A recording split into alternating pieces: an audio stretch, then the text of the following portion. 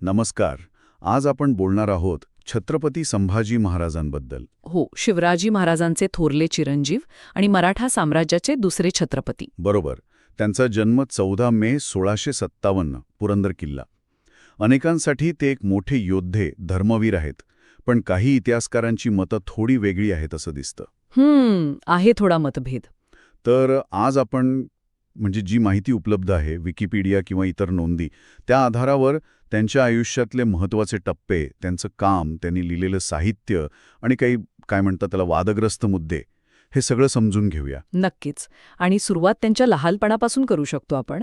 म्हणजे बघा, आई सईबाईंचं निधन झालं तेव्हा ते फक्त 2 वर्षांचे होते. अवघ्या 2 वर्षांचे. हो. मग आजी जिजाबाईंनी सांभाळ केला. पण 9 वर्षांचे असतानाच त्यांना पुरंदरच्या तहानुसार जी खूपच कठीण अट होती मराठ्यांसाठी, मिर्झाराजे जयसिंगांकडे राजकीय ओलीस म्हणून राहावं लागलं. 9 वर्षांचे असताना ओलीस, म्हणजे एक प्रकारे मुघल प्रशासनात त्यांना मनसबदार म्हणून जावं लागलं. अगदी. याचा परिणाम नक्कीच झाला असणार त्यांच्यावर. निश्चितच. मग वडिलांसोबत आग्रा भेट, तिथून ती सुटका, हे सगळं खूपच नाट्यमय आहे. या काळात त्यांचे काही मंत्र्यांशी मतभेद पण झाले होते ना? बरोबर. काही जुन्या बखरींमध्ये आणि नंतरच्या इतिहासकारांच्या लिखाणात असं येतं की साधारण 1678च्या सुमारास शिवाजी महाराजांनी त्यांना गैरवर्तनामुळे पन्हाळ्यावर ठेवलं होतं. अच्छा. पण हे आरोप वादग्रस्त आहेत, नाही का? हो, नक्कीच.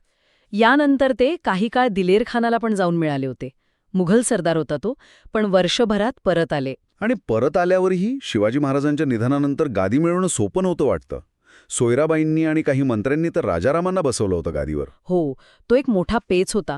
सत्ता संघर्ष झाला होता. पण संभाजी महाराजांनी पन्हाळ्यावरून सुटका करून घेतली, रायगड ताब्यात घेतला आणि मग 20 जुलै 1680ला स्वतःचा राज्याभिषेक केला. आणि मग ज्यांनी विरोध केला होता त्यांना शिक्षा वगैरे? हो, कटात सामील असणाऱ्या अनेकांना कठोर शिक्षा दिली गेली असं म्हणतात. पण इथे एक महत्वाची गोष्ट म्हणजे हंबीरराव मोहिते, जे सेनापती होते आणि सोयराबाईंचे भाऊ होते, ते संभाजी महाराजांच्या बाजूने उभे राहिले. अच्छा.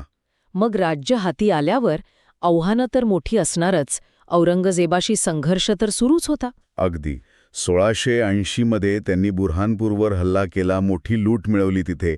पण त्यानंतर औरंगजेबाचा बंडखोर मुलगा अकबर याला आश्रय दिला. हा निर्णय खरं तर खूपच धाडसी आणि धोकादायक पण. थेट औरंगजेबाला आव्हान दिल्यासारखं झालं. बरोबर. आणि याचा परिणाम असा झाला की औरंगजेब स्वतः प्रचंड सैन्य घेऊन दक्षिणेत उतरला.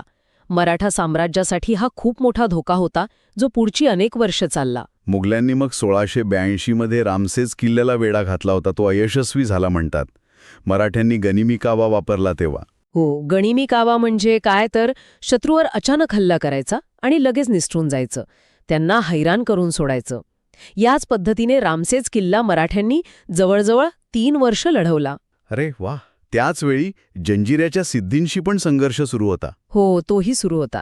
1682 मध्ये त्यांनी स्वतः जंजिऱ्यावर हल्ला केला, पण तो यशस्वी झाला नाही.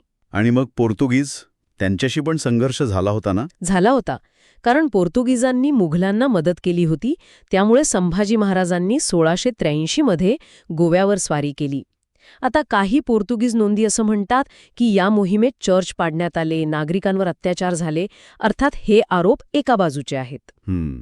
पण मुघल सैन्य आल्यामुळे त्यांना माघार घ्यावी लागली असं म्हणतात. बरोबर.